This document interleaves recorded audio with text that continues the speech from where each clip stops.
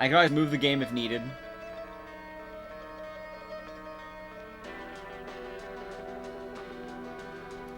And the estimate for this is going to be 1 hour. But Silent Hill 1's an absolute classic. Last year for Shots Fired, I actually did Silent Hill 2, and because of Silent Hill 2, I was able to get that into a GDQ marathon by doing it in Shots Fired. I was able to take the confidence of submitting that to this. This run can go one of two ways, really good or really bad. I have a backup save just in case, because there's one point in particular I'm worried about. Let's see how that goes. But I think we're about ready for Silent Hill. Hopefully the ratios aren't going to be too off or anything. We should be good. We're going to end that banger of a track, and we'll bring you some Silent Hill. We're playing on easy. And I forgot to say time, but just... you can start the timer. We'll do this. 3, 2, 1, go. We had to end RE7 early because we had a bit of a issue with the restream.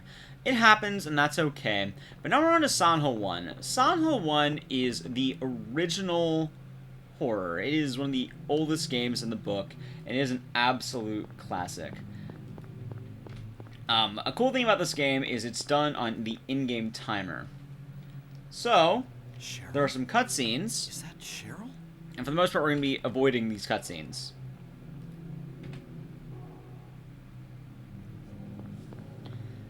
They don't count against us for in-game time, which is how it's majorly done. For a marathon setting, we'll be having it done on real-time RTA, so that's why my estimate's about an hour or two. Speedruns of this game are about 30 minutes. My PB is about 32. The real-time will be reflected. First things first, I'm running on the outside of the curb on the street, because I'll let Harry run deeper into this alleyway. If you don't know this game, this is one of the first horror games to really make an impact. There's obviously, it's not the first horror game ever made, but it is one of the greatest. And exactly, it is a dad trying to find his daughter. Right now, we need to run to this back area. There's going to be some spooky stuff going on, and with that, you kind of get introduced to the movement. So, RE7's a little bit of a different game than Silent Hill. Well, just a tad bit. Games have evolved since the PS1 era. This is a PS1 game, and you may notice it's using tank controls. We're going to be going this little back hallway. You notice things might be getting a little bit creepier as we move. There's a hospital bed. Ooh, there's a lot of rust and steel and blood. Ooh, what's all that doing there? So the whole goal of the early game is I'm going to notice this giant dead body. It's pretty spooky. What's going on here? And we want to die almost instantly. So I'm going to run into this chap, and I want these two to kill me. He's gonna just do that to my legs. And now we're going to die. So the whole point of the intro is to die as quickly as possible, because dying allows you to go to the real world in the cafe, where the game actually begins. We're inside the cafe now, and we can't equip our gun. And we start off with a gun, and we need to get a few things here. One, we need to get a flashlight and a map. And since this is a marathon run, I'll also take a health kit. I'm going to go over here. I want to do that, and we'll take one of the health kits. We don't need both. We only really need one. And now it's time for the classic cutscene chat, radio. What's that? Huh. Huh. Radio. What's going on with that radio? You know. What is going on with that radio, chat? So an air screamer is going to pop through the window, and we're going to shoot some shots at him. 1, 2, 3, 4, 5. Alright, that was a 5 shot. That's about average. That guy can die anywhere from 4 to 6 shots. I've heard of the rumor 3, but it's usually RNG based on how much he dies, and we get the radio now. The radio is going to be a major tool. We don't actually use it in the run, but you can't leave the cafe unless you take all the items in there. So now that we have it, we're good to go. And now we begin the mission of finding 3 keys. So the 3 key mission is one of the classics of this game, and is probably one of the things in Silent Hill 1 people remember the most. You're in the foggy streets, you're running around, and you need to discover where these keys may be. There's going to be 3 of them. And now to find them, you're supposed to use like a map to kind of point them out, and then you get directions. However, I already know they are, we're taking the best route. There's actually been a lot of work in perfecting the route of the exact way you want to go, so we're going to start going to the basketball court, and there's going to be one of the keys. From here, we're going to be running over to the next one, which is going to be in the back of a car. I want to say a police car specifically, but we'll see that as we come to it. Now, a very important part about this game is the exact movement and lines you take. Every single time you move and are moving like so, you want to be moving as straight as possible and in as direct line as you can. The time save in this game really does come down to this finite movements, this finely tuned, crafted movements. It doesn't look like much now, but the lines I'm taking really will make a major impact in the grand scheme of things. You notice I'm running here, I'm trying to exactly to get to the back of this car so I can make this turn. We now also get another air screamer. He might chase us for a little bit. I don't want him to hit me, so if he does get into me, I'll have to do some serpentine motions. Another thing as well is I want to kind of cruise closer to these turns so I can immediately go to the next area. I don't want to exactly cross the street, because while I can cross the street and go down, it will be faster if I just keep running forward in this diagonal angle and get all the way to the back half of the street. The next one's going to be inside of a mailbox in like a weird little island. The streets are broken, there's fog everywhere, and it's spooky and it's Silent Hill. There was a movie based on this, chat. There's another air screamer. He's just going to be vibing in the corner. And I'm going to be doing a cool thing. I want to stop... Oh, I missed it. Just barely. That's fine. So sometimes you can stop Harry right before something happens, and he'll kind of like... You can see when I stopped him, he did this little stopping animation where he was like running too fast. He did that like... I guess the best way I could really describe it is stopping. You can get him to stop into things, and then he can interact with them. So sometimes timing those can be really good. The last one is going to be a story one, and you need to kind of be aware of what's happening. There's going to be a note that gives you a hint where the last key is. Again, this is the 3-key puzzle. And with the last key, it's going to be in a doghouse. Now, I know that, but Harry doesn't know that. Since Harry doesn't know that, we can't actually find the key yet. We can only find it if Harry is aware that the key exists. So, the whole goal is going to be getting a note, which is our daughter's drawing, our daughter Cheryl, and we're going to be using that to find the key. Now, going into the actual plot of this game, also that's a good example of stopping exactly when I need to. We get the note saying doghouse. The plot of this game is that you are on vacation with your daughter, Cheryl, and you're looking for a little girl. Short, black hair. You're looking for your daughter. And look, there's a doghouse. But where's the dog? There's dogs everywhere. That's where the infamous line comes from. A doghouse. Where's the dog? Now that we got the keys, we kind of get introduced to doors. If you know anything about Silent Hill 1, doors are a very important concept of this run. Every door we go into is going to be a huge deal. The reason why is because the physics of entering doors is going to be a very specific entry. You can't run into a door head-on normally and expect to get in there. Running at an angle allows Harry to enter the door with perfection. You don't want to run straight into it because Harry, as you know, doesn't stop on a dime. He's not just going to have instant breaks. Also, it might be a little dark coming up. That's okay. I know where I'm going, and I need to run to the school. If I run with the light on, the ghouls of Silent Hill, the monsters, the dogs, the dog, they can slap me, which will take some time and kill my momentum. I want to make sure they don't do that. So it's going to be buffering the light, and that's okay. But like I mentioned with the doors, if you run straight into them, you have potential to bump into them, which will lose you time, and you don't want to do that, because losing time is generally bad in a speedrun.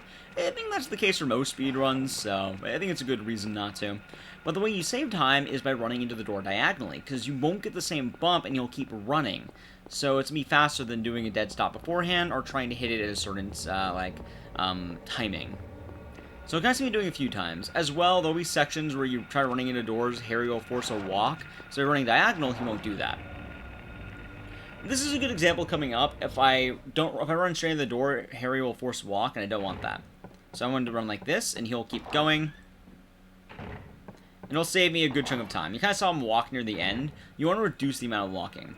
So now that we're in the school, we have the Grey Children. The Grey Children are kind of like the enemies earlier, and for this one right here, I want to get a Mad Juke. By going left and then hard banking right, I'm going to break his ankles, so to speak. he doesn't know what hit him. It's like being on the basketball courts. You hit him with the left, and then you actually hit him with the right, and he doesn't quite know what to do. Because of that, we can avoid him entirely, and he won't grab us. If they grab you, they'll give you that weird animation that looks very suggestive, which isn't very good. So that way we ignore it. Alright, right now we're going to be using this chemical to break his hands. We're breaking hands so we can get the golden medallion. Another thing I want to mention is you kind of see Harry immediately be turned whenever I leave these rooms. It fades in, so the game's not exactly going to be just loading you in and then you're good. It's fading in each time. So if I hold forward, he'll start running immediately and maybe even turn his angle because it's hoping for that fade in. Right now we're going to be using the gold medallion we picked up to insert it here. If you don't do this, the next puzzle won't actually be open. I know where the next puzzle is, and I even have the keys to the room. However, it won't actually be open on what the puzzle is. Very good juke. And that's a good example of not wanting to run into doors head-on. He'll do that weird stopping motion, which you don't want. Indoors as well, we'll go back into the idea that we want to be careful with light around the enemies. If you don't have light, they'll be tougher to see you, and you want to make sure they can't see you. Upcoming in the next couple hallways will be some of the hardest dodges in the game. The dodges in this game really will be some of the major tech, but first we have a puzzle. It's always the same answer, and you want to get these special keys pressed. They don't make noise, but there's like a puzzle that tells you like the blue bird jumps over the brown fox. It's actually about crows and like doves, but I don't remember the exact method of doing so. I just remember the puzzle answer. Anyway, that way the silver medallion, and I'm running with the lights off. The reason why is I don't want these guys to grab me. If you run with any light on, they will be able to track you and they'll gun for you, and getting a grab there is really bad. So I avoided some grabs. Now we're going to be getting a new type of manipulation. I'm going to walk 2 steps forward, and then I'm going to turn off the light. By doing that, I will always be able to exit this room without getting grabbed, and they won't acknowledge me being there. Now that we have both of the medallions inside of this clock tower, what's going to happen is I need to power it on. You can't power it on, like I mentioned, until you have the medallions. It goes... So if I didn't have the gold medallion, for example, the piano, I can go to it, but it wouldn't open. If I don't have the silver medallion and the gold medallion, I couldn't get into the basement. So this way we're now able to power things on. And with the switch on, we can now go into the clock tower, and that door will now be open. So soon we'll kind of get into a mechanic I haven't talked much about yet. It's a basic movement mechanic, but it really does add up. And that's going to be quick turning. We'll notice more of it later, but for right now, just keep that idea in mind. We're going to be doing it once again with the walk, turn off the light, and then we're good. All this is very consistent, and it does take a bit of time to get used to. A fun fact about Silent Hill is this game has seen so much progression, it's kind of insane. I've actually been debating on doing a world record history of this game because I love it so much. This game has been getting speedrunned, however you pronounce it, since the year 2001. It's kind of insane to imagine a game having such a history from 2001 to still 2019, but this game has managed to do so, and it's kind of crazy when you think about it. Anyway, we're going to be grabbing this yellow card, and that will unlock a door for us later. This kind of also goes in the idea of stopping in appropriate spots, so I'll make sure you're doing that. And now we're going to be running in the dark. We're going to be having 3 more of the gray children coming up, one on the left, one on the right, and then I want to run left and past this man. I ran a little bit past him, that's okay, he didn't grab me. And now I can use the picture card. And that unlocks the door. Now I know we haven't fired too many shots yet, however, for those of you who love bullets and shooting, we're going to be going to this bathroom, and inside the bathroom, you know, like most men's rooms. I don't know if you've ever been inside of a men's restroom. I have, because, you know, I'm a dude.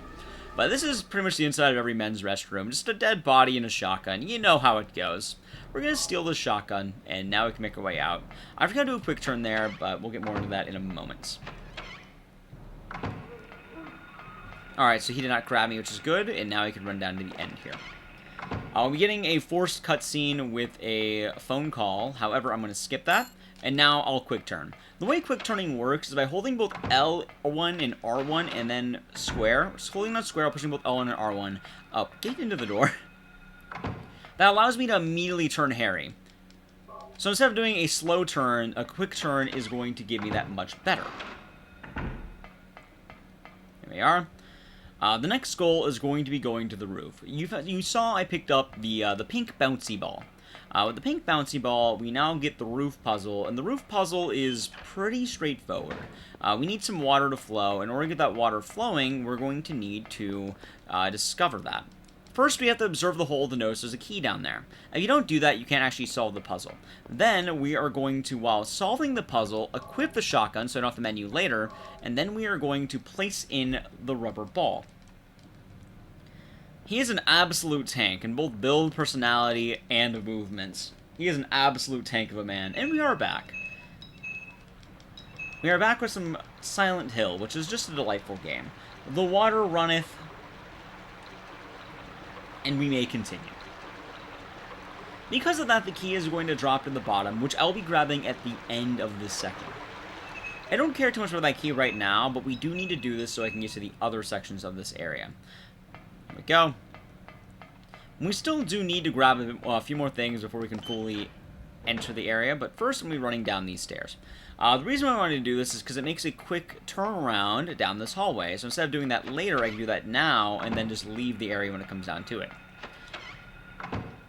As well, while I'm here, I'm going to be going to this chair, and I'm going to be grabbing some shotgun shells. Those shotgun shells are going to come in handy later, and the neat thing about any percent easy mode, on easy you get, I want to say, about triple the normal shotgun ammo. So like a shotgun shells will normally give you about 6, that gives you 18. Also, a bit of a jump scare. We're going to ignore that, but oh my god, it's the actual one. How spooky. It was an empty locker, but then it's a dead body. I accidentally skipped the cutscene, so I couldn't play off the joke I wanted to, but I hope that's okay, chat. Please forgive me. But that was a good time save. And now we're going to be running forward to get into this room, and then we are going to be running in the dark to avoid more of the gray children. There we go. The last one's right here. We're going to ignore him, and for safety purposes, although I've not taken many hits, I might do it later. So we're going to take another health drink. Remember, though, that I got the key from earlier. We're going to want to grab that. So I'm going to be going down to the bottom floor, and the other world right here, this is a concept in Silent Hill, which is, it's not our world, it's another world. So the other world is like the haunted version of the school, and the layout is mostly the same. So if you know the layout of the school, you'll know the layout of the other world school. For this guy as well, I don't need to break his ankles. I can just run in the dark, and then normally I'll get lucky enough to avoid that, which worked pretty well. And now we'll be actually approaching one of the first bosses of this game, and one of the major puzzles that comes with that. I want to say right now, this run's actually been really good, surprisingly enough. Like, RE7 I didn't feel amazing on. I felt like a lot was going wrong. I don't want to open my mouth just yet, but this has been a really good run so far. And we'll keep moving. I like running around these longer edges just because I don't want to get grabbed, but we're almost there, and then we can make our way to the boss fight. The boss fight's going to be all the way in the bottom, so a neat thing I'm doing is cutting my angle early. However, on some of them you have to run forward. So a fun mechanic that not a lot of people will do is walking. By holding on the square button, it'll force Harry Mason to walk. The puzzle here is on the right side, you want to do left twice, and on the left side, you want to do right once. So the thing with walking, while we just wait this through, it's an auto-scroller essentially. Walking is slower, yes, but it'll give you more precise turns. So while you are losing time in movement speed, it won't actually matter because you are going to be able to get more precise angles, which is the thing we talked about earlier. Anyway, now that this puzzle is done, which is probably one of the hardest puzzles in the game when you're starting off, because messing it up is not pretty, we'll be hitting our first boss fight. His name is Splithead, because his head splits open. But really, Splithead's a very interesting boss. The way you're supposed to beat him is by finding a note. You'll learn that Splithead, like all people, cannot take bullets to the mouth. So I'm going to shoot him 3 times, and he likes eating bullets for breakfast. So he's going to do this little thing, animation. I'm going to walk into him, and then I'm going to fire 2 bullets into his mouth. Now, like most people, when you shoot a bullet into their mouth, they die. So Splithead is now dead because we popped 2 shotgun bullets straight down his throat. You know, like the average person would. At least that's my guess. I think most people would be dying if that happened. I mean, I can't really say I've had 2 shotgun shells shoved down my throat like that, but I don't want to. Anyway, with that, we now have the key to escape. By the way, if you forgot that key, the game is full well willing to let you forget that key. What does that mean? the game will let you walk all the way to the destination we're going to right now, and then tell you, door's locked. So make sure you grab the key, everyone. And with that, we're done with the school, which is the first major level of the game. A cool thing about Silent Hill 1, which I really loved about this series in the game, is that when you finish with the levels, you'll be taken to a kind of like a pseudo hub world. Now, obviously, it kind of changes, but now that we're done with the school, we're onto the streets, and there wasn't a lot of games that did this. Like, think of Resident Evil, it all took place in one mansion. This is an entire town, which is always why I love the Silent Hill series. Like, it just really took you in depth, this whole thing, and it backtracked you to other areas of the game. As you may notice, we left the school, that was nighttime, and we're heading back to that same alley as earlier, and we're going to the same house we started in.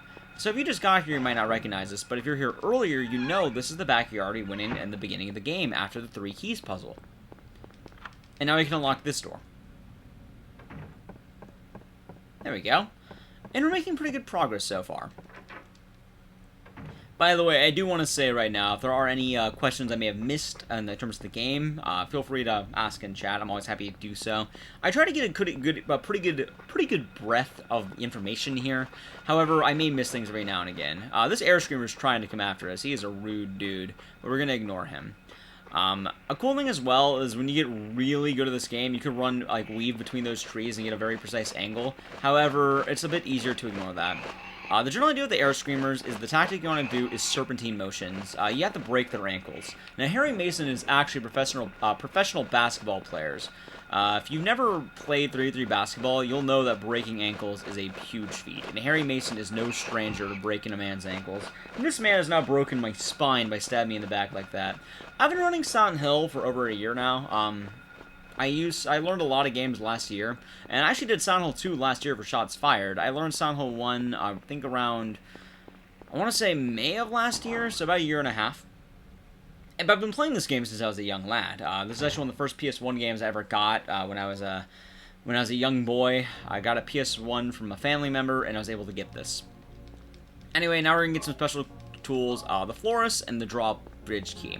The Florist doesn't actually do anything, so we don't have to worry about that, but you have to pick it up. Well, the Drawbridge Key is going to be needed to go to the next area. So we went from the school to the streets, and now we will be going to the hospital. The hospital is going to be everyone's favorite area. However, I want to mention this really quick. So when people think about Silent Hill, they normally think about Silent Hill 2. Silent Hill 2 is where a lot of the iconic enemies came from. Silent Hill 1 started the series, but does not share a lot of the enemies of Silent Hill 2. When people think Silent Hill nurses, they think of the sexy bubblehead nurse that has the appeal of that. It's the fan service. Silent Hill 1 has, like, nurses and scrubs, and it is not really reflective of the images in Silent Hill 2. The reason why is because while the game... Oh, Harry, what are you doing? Thank you. While the games are both Silent Hill games, they're only really Silent Hill by name. The stories don't really at all coincide with each other, meaning you can play Silent Hill full well without ever doing one, and vice versa. This is also the worst room in the game because it happens at, like, single-digit FPS. You can physically see that snow falling, so it is very awkward to move in this room. And it is probably one of my least favorite rooms in this game. It is very awkward to move through. I don't know why it is. I am playing this on the original PS1 copy of the game on a PS2. But I don't know why that's happening. It just is consistent on emulators, it's consistent on PSN runs, it's consistent across the board. It's just one of those things that room is single-digit FPS. And we were never too sure why on the intention of that. Anyway, now that we're across the bridge, we can go to the hospital. And yes, it is the symbolism of James's emotions. This game doesn't really have that. It has symbolism in the Cheryl character, who is the daughter, which we'll see more coming up. Harry just kind of combating things to save his daughter. It's about a dad looking for a little girl, his daughter, Cheryl. And now we are inside the hospital. The hospital is going to have a couple of sections. The first one's really easy. It's just going to be some elevator rides and some item pickups. We also have a man named Kaufman here. Kaufman's addicted to drugs, so he's in the hospital looking for more drugs. We're going to ignore Kaufman. However, though, while we're in the hospital, we need to find our drugs of our own. A special drug, in fact, called Agliofotis. That's a fun name to say. This is also going to be a good example of the walking I mentioned. So by walking really quick there, I can turn the camera angle to a better angle for me so it's faster. There we go. Harry is pure. He's great. I agree.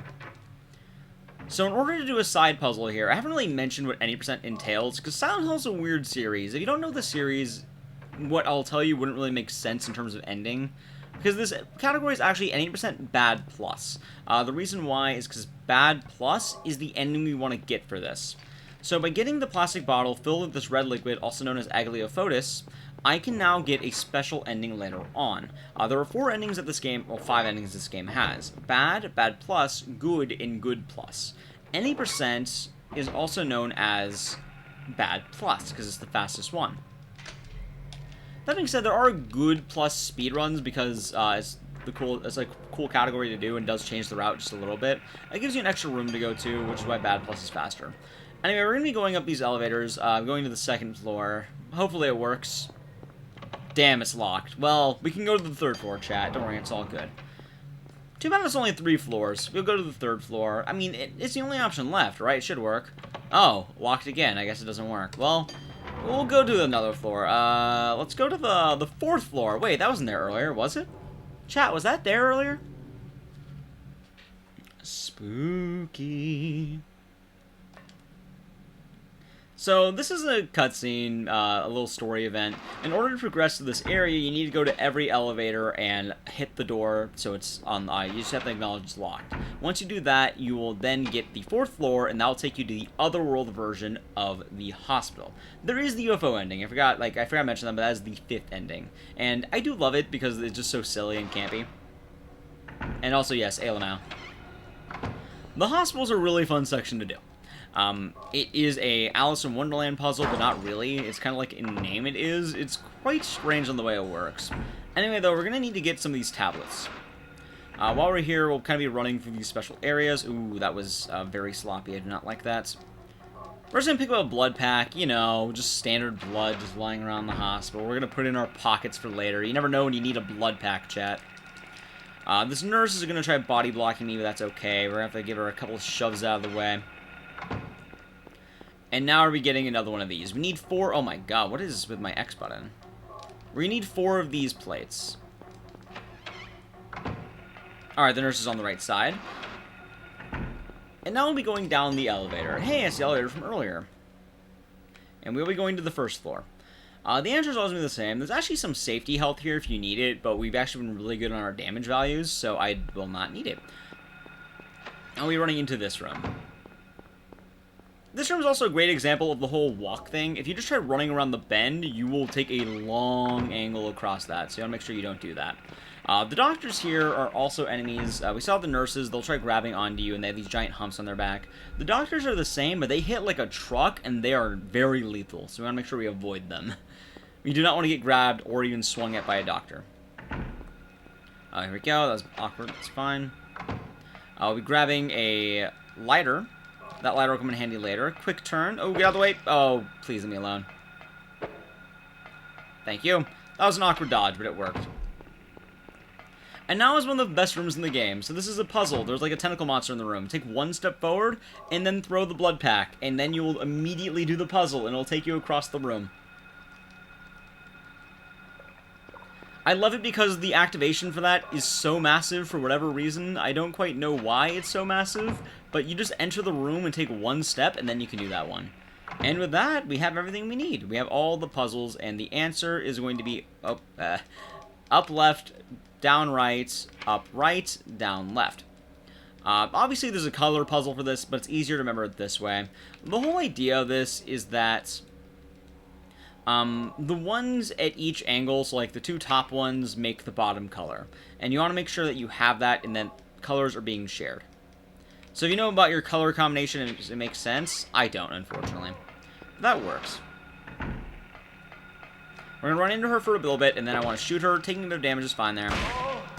2 shots kills the nurse, and then... Oh, I didn't even get the nurse skip. That's so sloppy. That's fine. If you kill her, you can run past her and avoid the entire animation of her dying, which saves you a lot of time.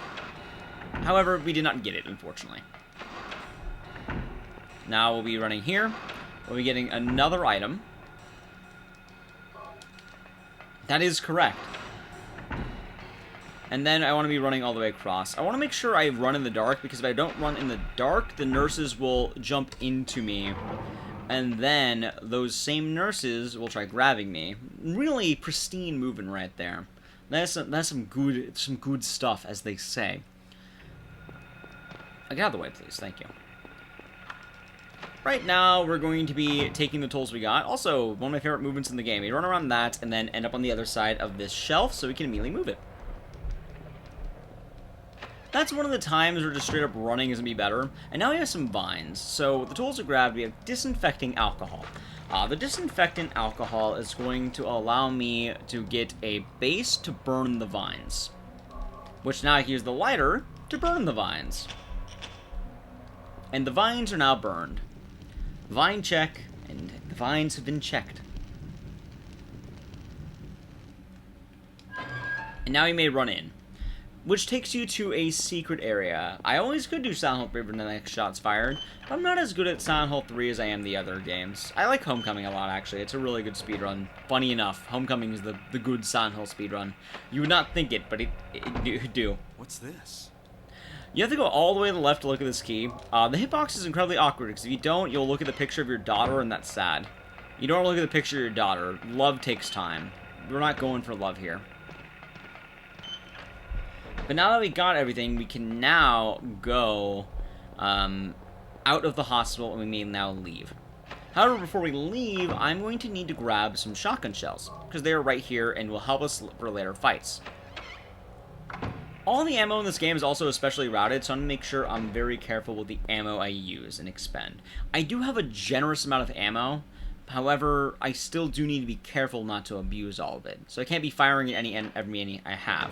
We will be getting some good shots, though. Most of the bullets in this game, I say, are reserved for the bosses and a few enemies. Go. Exactly. No love in these hills. And now that we're out of here, we are back to the normal hospital. Now, remember how I mentioned that the school had this weird thing that it will just let you leave without the key? The hospital will do the exact same thing, so you better grab the key on you before you leave the area. If you don't grab the antique shop key, the game will let you run all the way across town, and then you just have to come back here and do the run of shame. We're not going to be doing the run of shame, so we'll be safe.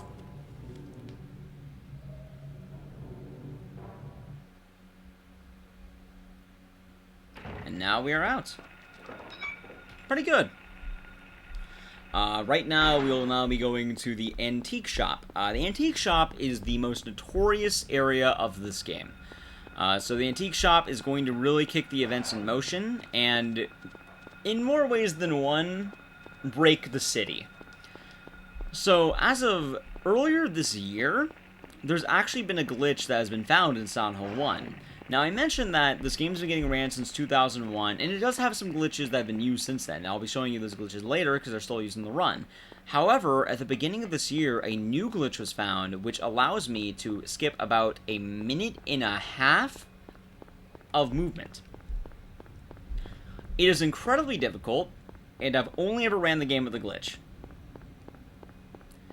So, that being said, I'll be showing it off for you. No, most marathon runs don't do this because it's very difficult.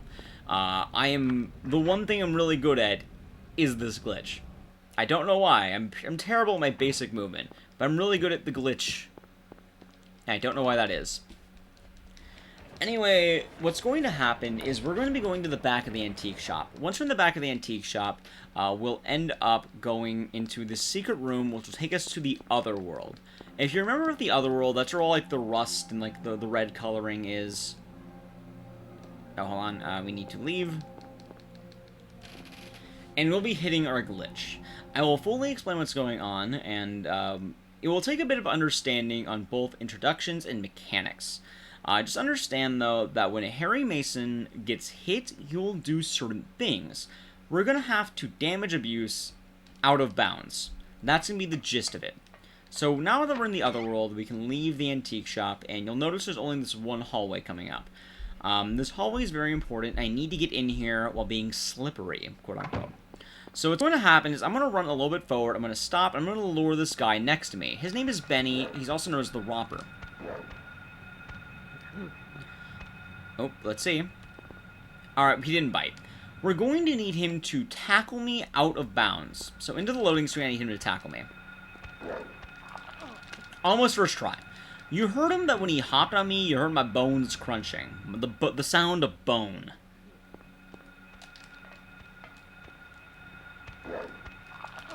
Ooh, that's like two almost, like, those are almost on frame.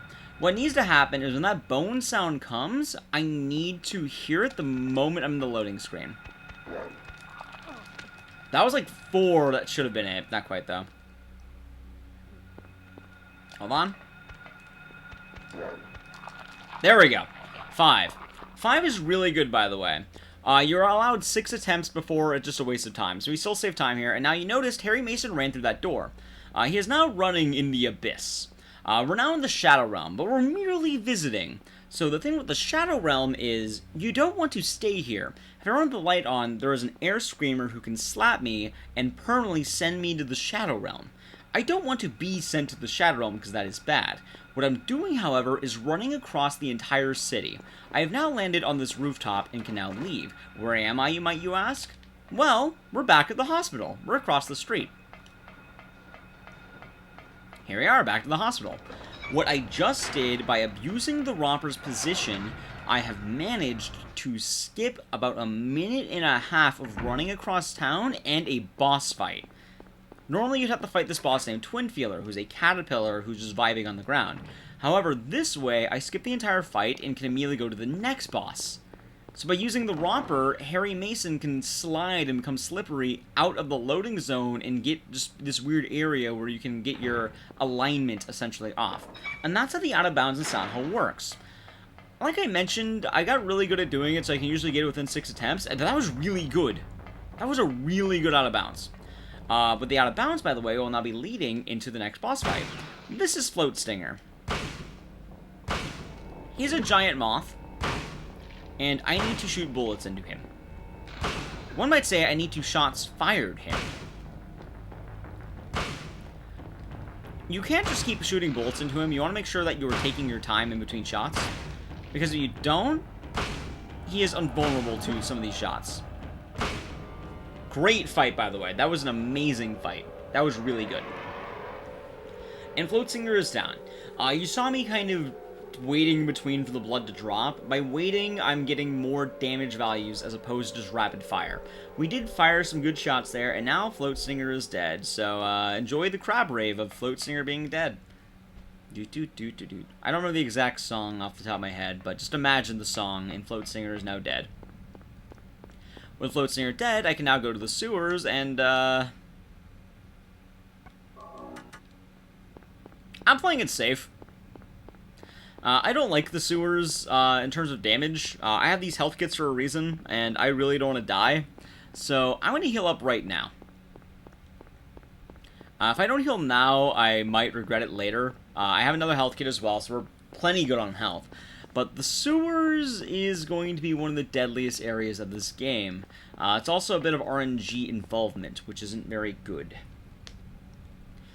But we'll see that as we go, and we're going to meet what's in the sewers of Silent Hill. We need to go into the sewers to get across town over to the resort. And now the sewers are on the map and open, so time if you get in here earlier, you can skip everything. Also, we notice the sewers are locked. Now, Harry Mason is a true American man. How do you break locks in America? Well, you shoot them, of course. That's why this shot's fired. We use guns to open doors, chat. We use guns here to open doors. Anyway, now we're down in these sewers. And we are going to be avoiding... I guess they're... sewer monsters? I don't know their exact names, actually. This is the one enemy I don't really care about, because I don't like them.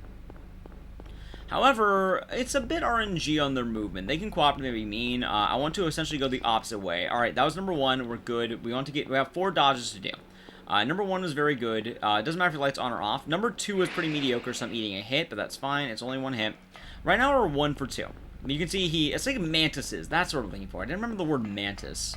How do I remember what a praying mantis is? I thought they're like the coolest bugs. But anyway, that was 2 dodges so far. We'll have to get 2 more coming up, and we're going to be getting a key from the back. If you wonder what the other 2 are, just backtracking with the same mantises. On the way back is normally easier, so the first one is normally like one of the weirdest ones. The second one can be either way, but the last 2 are much simpler. Anyway, now they get the sewer key, we can now leave and go to the second part of the sewers. As well, you want to be careful because they attack from above. Oh, my bad. Forgot about that. It's the second one. There we go. I'll make sure that I don't get hits. Alright, phase 1, good dodge. That was very good. And now the last dodge of these guys. And let's see, he's in a bad spot. But luckily, like I mentioned, it's much easier because we just run around him. He can give you good RNG, which just runs straight forward. But if you react quick enough on that guy, you're good to go. As well, we'll be going on the upper floor of the sewers, which is going to be up a ladder. There's also these roaches on the ground. We just ignore them for the most part. They're pretty lame. And now we're going to be running down these long sewer hallways. Here we are. Also, if you're wondering what my estimate was accounting for, the out of bounds. The fact that I got a 5-try out of bounds is actually insane and really good. Like, I cannot stress enough how good that out of bounds really was. Especially in a marathon setting, like, a 5 out of bounds is extremely good. So, we'll probably be ahead of estimate as long as they don't die or anything. We're going to ignore that man. He's on the right. On the left, I should say. And now we need to actually get the key to escape the sewers. The way we're going to be getting that is we need to run through the sewers. There'll be a few doors we're going through. And the first one's going to be on the right. The next one's going to be on the left. So you want to immediately go left. The path at some point will just straight up cut off, so you want to make sure you're over here. You can also see I'm still carrying over the information from earlier. I'm running into the corners of these rooms. And I'm also trying to stop exactly on point, so I get what I need. Hey, look! A perfectly safe key. Oh, no! It's the lizard mantis men. Alright, they're gone. We just run away from them. That's what we do in this game. You don't want to interact with lizard men, lizard mantis sewer men. If you find monsters in the sewers, don't fight them. You're not going to win that fight. Anyway, now we may run to the other side and head back. We're now going to be leaving the sewers, and overall, barring that one time I kind of like made that wrong turn, this has been a pretty good sewer, I'd say. Here we are, and make that turn right there. Very nice, in fact. Have no complaints to that one. We're now out of the sewers. And we'll be heading towards the resort. So at this point in the game, the city is going to be getting very dark. And we'll be entering the other world sooner. And it's going to be blending more together and getting more hectic and hectic as it goes on. We need to find Cheryl and fast. We need to work hard on that. At this point in the game as well, you would also... This is the branching path you would take for the good plus ending. You would go for Kaufman, the doctor we met earlier who's addicted to drugs, and get more... pretty much just tell him drugs are bad, and then he was like, no. And then at the end of the game, he comes back and goes, yes. And then throws the drugs at the final boss, and then you're good. It's a strange thing to describe, but that's the best way I can put it. Also, I guess Kaufman's not really addicted to drugs. He just sells them.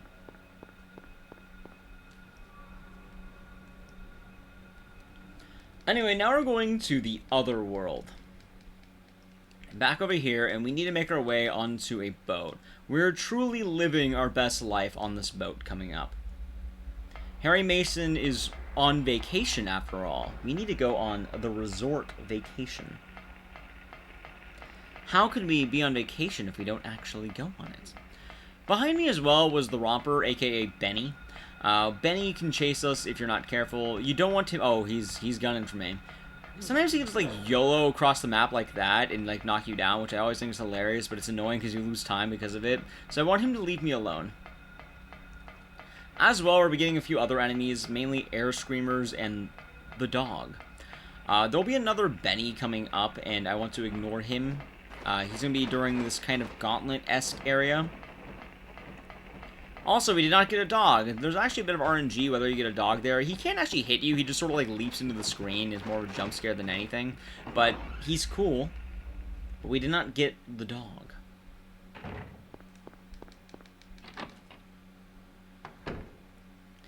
Okay, so now we're on the boat, and now we can begin part 2 of the mission. We're going to have to go to the top of a lighthouse.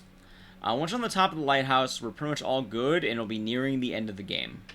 We'll have very few levels left after this. This is probably my favorite gauntlets of the game as well, because we have a romper coming up. I'm going to run the lights off.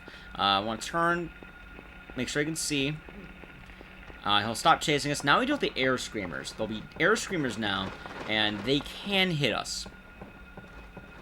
I don't want them hitting me. You saw them earlier. I have to do serpentine motions to get rid of them, so running with the light off is going to be imperative here while running through these.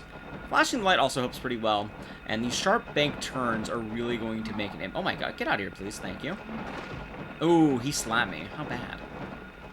How can he slap? Oh, they're really gunning for me. Luckily, they're not going to matter in a moment here, but here's going to be a point of intrigue. When this game was originally being routed, this was the spot that... Get out of the way, please. Thank you. This was the spot where the glitch to go out of bounds was accidentally discovered. So just a little bit of history there for you. Yeah? We're going to be running up these stairs. The mixture of walking and running is nice. Just because at a certain point you'll be running at this weird angle, so you kind of want to stay just at a relatively... angle, like straight angle in comparison to the stairs. You don't want to kind of be running like, into the walls the entire time. Now we're going down the lighthouse stairs. Down to the bottom of the spiral staircase. You also don't want to turn too much because you can end up backtracking if you're not careful. There we go. We're down the stairs. And we are almost out of here. We instantly get teleported back to the boat after doing this. And now we're out.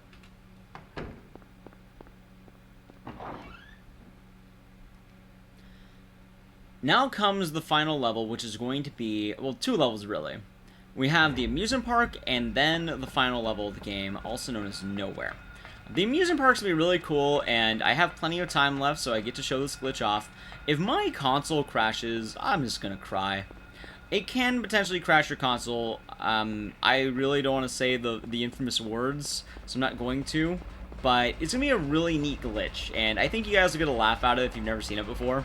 I think it's everyone's favorite introduction to Silent Hill speedrunning, just because it's so damn silly. But we will be running to the amusement park now, and it's going to be another sewer level. Luckily, these sewers are actually really chill. It's going to be much shorter than the previous, and it's a very straightforward route. It feels more like just a race to the end of the sewers than anything to me, and that's why I kind of like this area. There's not going to be like all the... Oh, God. What are you doing, sir? That was awkward. That has never happened before. There it is. And that guy was super aggressive for some reason. I don't know why. Anyway, now we're going to be running over, and the path you want to take is going to be right, left, and then all the way right. There's going to be holes on the ground, and you want to make sure you're not running into them. I mean, you wouldn't fall down them, but you just lose time because Harry won't run past them. So you want to go right, left, and then all the way to the right. Then we have the ladder. So the way this glitch is going to work is, this is called the red liquid glitch. I'm going to be taking the Ecdycis I got earlier and using it on a shadow baby. So the shadow baby is an enemy just kind of chilling around the area. Now, we don't know why it was programmed in, and the mystery is still out there as to why it happened. However, also, let's heal first. This happens if you don't give the Ecdycis to Sybil, and you give it to a shadow baby. Enjoy, chat.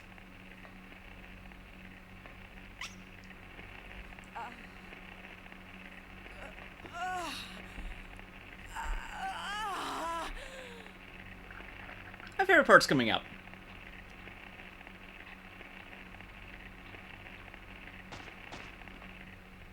Sybil. Wake up. Snap out of it. Sybil.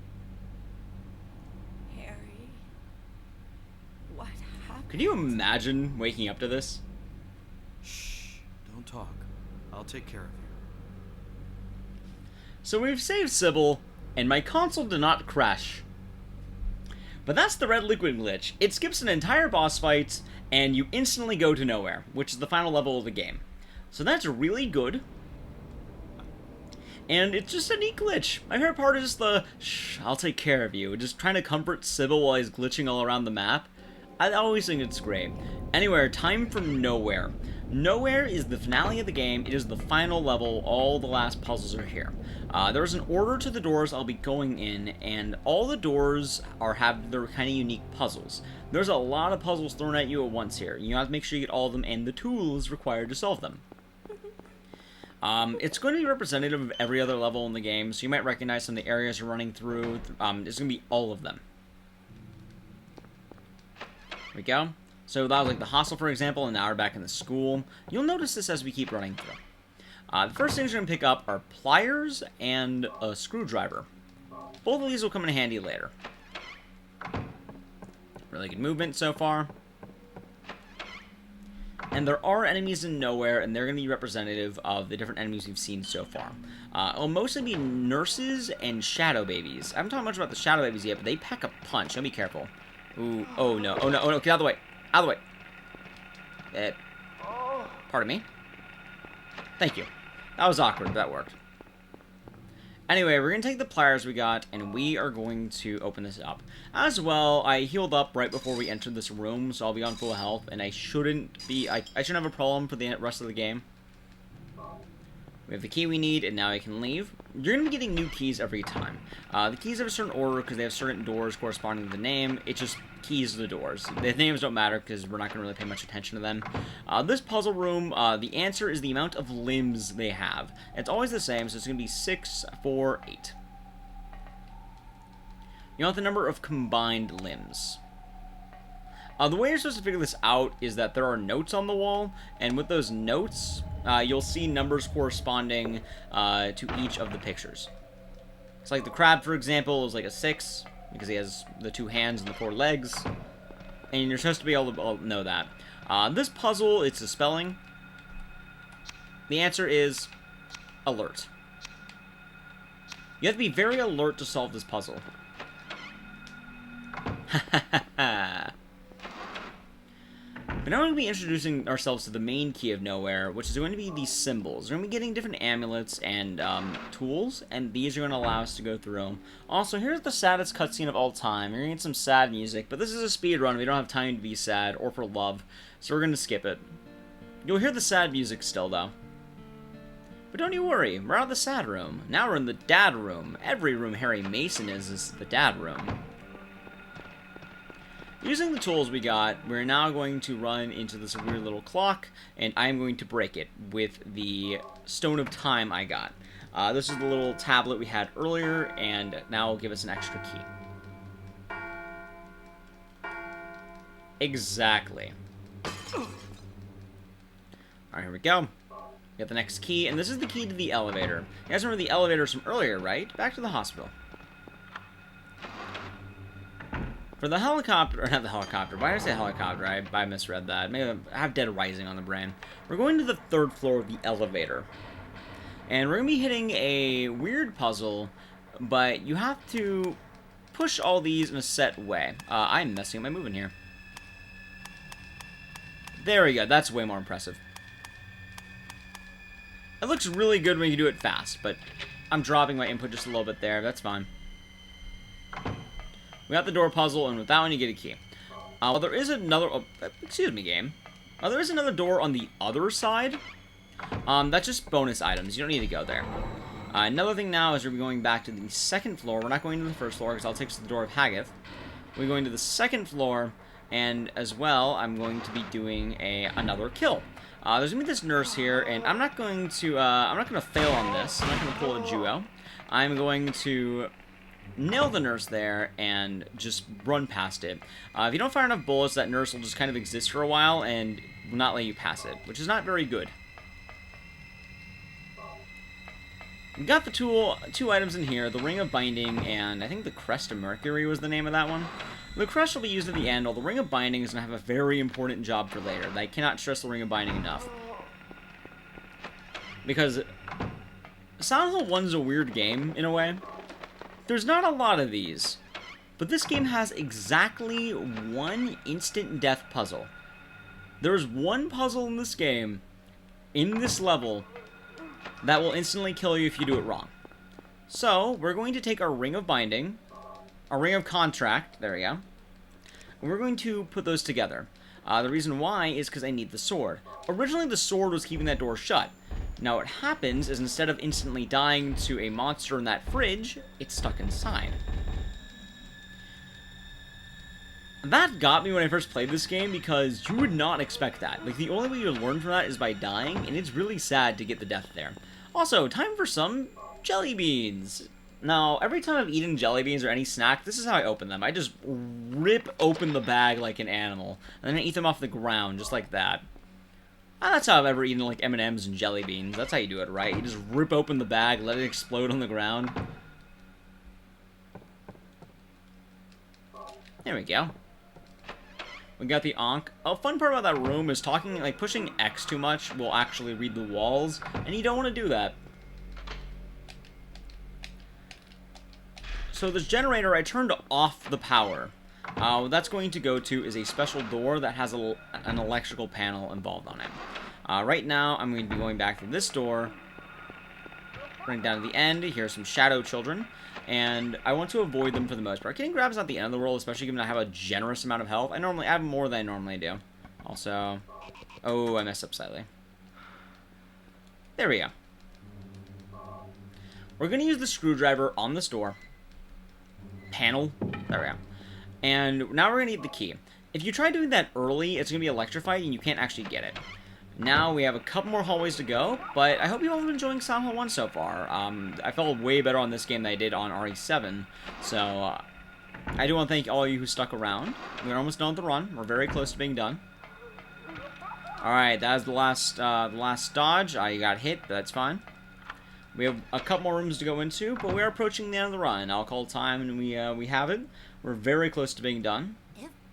We're going to grab this item here. But I do want to say, if you've enjoyed the run so far, feel free to check me out sometime on Twitch. Give me a follow, all that stuff. It's always appreciated, and I do a lot of horror games. I'll keep that in mind, Matt. I always like Shots Fired. It's a fun marathon.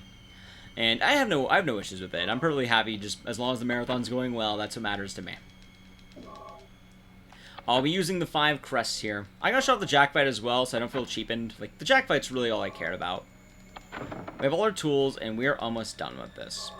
Anyway, the finale, the final boss fight, here it comes. The end of nowhere.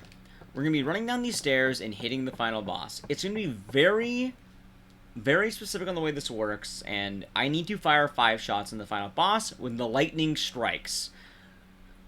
So, we're going to run into her twice, and then walk 3 times. So, 1, 2, 1, 2, oh, there you go. 1, 2, 3, 4, 5, 6, and time. So that's time right there. We don't know our official time yet, though, so we're going to have to let this play out. There's going to be an end card coming up. We'll know what we officially got as a speed run. We'll know how good this was. I think it's about a 34. This is about decent, I would say. Like, it wasn't anything amazing, but it definitely was not a bad run. Like, this is a pretty damn good run. And before we get to the end screen, the end card, before the run's officially done, I do just want to say one more time, thank you all for having me for Shots Fired. I hope you enjoyed the segment here. If you want to check me out for doing more stuff, I do a lot of horror games, exclusively so. I run about 61 unique horror games. I'm a bit of a fan of the genre, so if that's your jam, come check me out sometime. Anyway, we get to skip these credits. We have one more cutscene for us. And then we'll know what time we got. So enjoy this cutscene between Harry and Sybil. The reason we go bad plus, by the way, is because it's just faster, as you can see. It skips the Sybil boss fight. Thank you, Life Missile. That's much appreciated. I'm glad you all enjoyed it. I had a lot of fun with RE7 the way we had it. I'm glad you enjoyed the commentary, everyone. Go. I'll hit you with the love emotes. There you go. You get a love.